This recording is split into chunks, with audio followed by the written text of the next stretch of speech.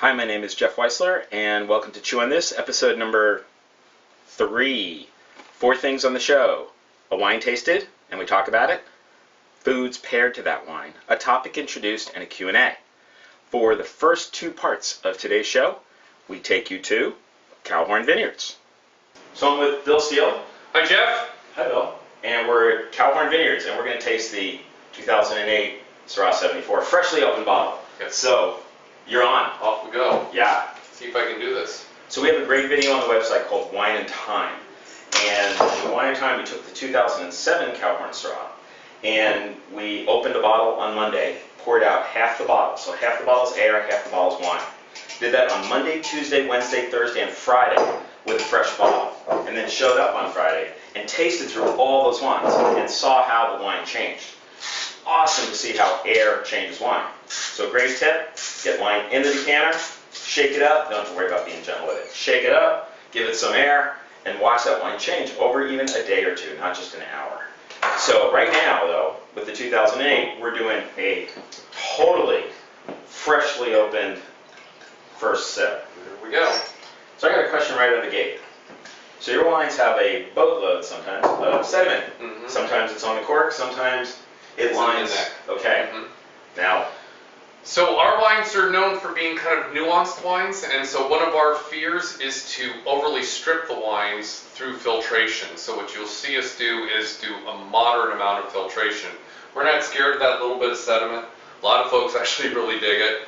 But it actually adds a little bit of texture, and it keeps more of the aromas and flavors in it versus overly stripping it. great nose, blueberries, blackberries, nice earthiness. Mm-hmm. Nice earthiness, yeah. Mhm.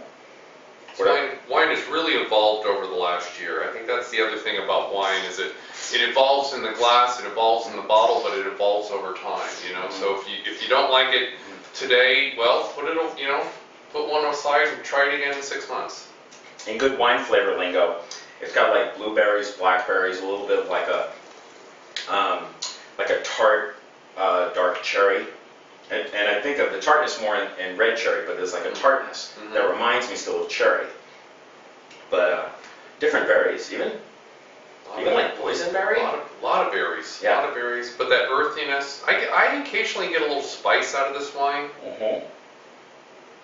It's got a really nice texture and a really nice sense of fullness without being super heavy, which is one of the things I like about it. It has a light on its feet quality to it.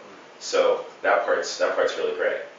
And food-wise, I gotta say, we not too long ago had this wine with some grilled, I believe it was it venison sausage? No, it was wild boar sausage. Whoa. How's that for? Wow. We just happened to have wild boar sausage. How about that? And it was awesome. It was a great pairing. So those meaty type flavors, sometimes with a little bit of earth or an herb or two, would pair, I think, generally great with this and really just allow this wine to become like an ingredient, like part of a sauce, almost that goes with that. You know what they say, wine is a food too, so it's gotta complement the food. Yeah. But, And just here from a Cowhorn standpoint, so Cowhorn Vineyards is in Southern Oregon, and how many acres? 117 acres in the farm, about 68 acres are plantable. We got about almost 50 acres of riverfront as well as forest. One of the amazing things here is not just the natural biodiversity, but that they've incorporated in some polyculture. So there's cherries, there's hazelnuts, and there's asparagus. And lots of asparagus. Lots of asparagus. We're a commercial farm. We do between 8,000 and 10,000 pounds of food here, all distributed in Southern Oregon. Our second largest crop is the asparagus at about 6,200 pounds last year. So we'll see. Each year's a little different. We kind of hope for closer to 8,000 pounds of asparagus this year, and I'm sure the folks locally look forward to it. And how much wine do you make total? About 2,000 cases right now. And Demeter certified biodynamic? Yes, we're Demeter certified biodynamic, have been since 2006, and we are also certified organic through Stellar. Rock on. Cheers. Great wines. Thanks, Bill. Thank you. So I hope you enjoyed getting to know the Syrah 74 from Cowhorn Vineyards. Okay, what's 74 mean? 74 is the number of frost hours that they had in that particular year. So the third part of our show is our topic. And what we do here is we just introduce you to a topic. So topic that we're going to bring to light today is sustainable farming. So Conscious Wine, 4 principles: organic, sustainable, vital, quality. 100% organically grown grapes, sustainably farmed, creating vital products that taste great. So the topic that you're going to be able to go on Facebook, our Facebook, Conscious Wine Facebook page, and see different posts and different things about over the next 2 weeks is sustainable farming. So that's what we'll be talking about, really putting it out there, the things that we like about the way the term is used today and the things we don't. We'll have all kinds of stuff on our Facebook post, on our Facebook page, and a blog post. Both of those 2 things. The 4th thing on the show, and the last thing on the show today, is a Q&A. Now, we need you to email us questions so we can answer your questions, which is the idea of the Q&A.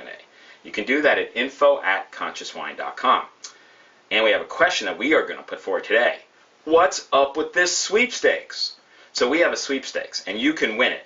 It's May 1st, 2nd, and 3rd, 3 nights, and you get to win a trip to the Willamette Valley of Oregon.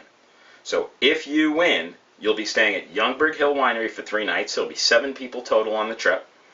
And we'll be doing things wine, food, and sustainability. A couple of highlights of the trip are an amazing dinner, totally focused on foods from local farms at a restaurant called Thistle in McMinnville, one of my favorite new discoveries in this area this is my new home in the Willamette Valley of Oregon. And that'll be an 8-course tasting menu. We'll also have Patrick Reuter and Lee Bartholomew, the owners of Dominio 4, with us that night, and we'll be tasting their wines and pairing up wine and food. The following night, we will be at the Wine Country Cooking Studio, Wendy Bennett's new place, which is all going to be about learning how to cook, preparing dinner, doing a 4-course amazing meal that we'll participate in with together, and while we learn, and be accompanied by the wines from Brooks Vineyard, and Janie Hewick of Brooks will be there with us that night. So those are a couple of highlights of the trip. How do you enter? Sign up, electronically sign up.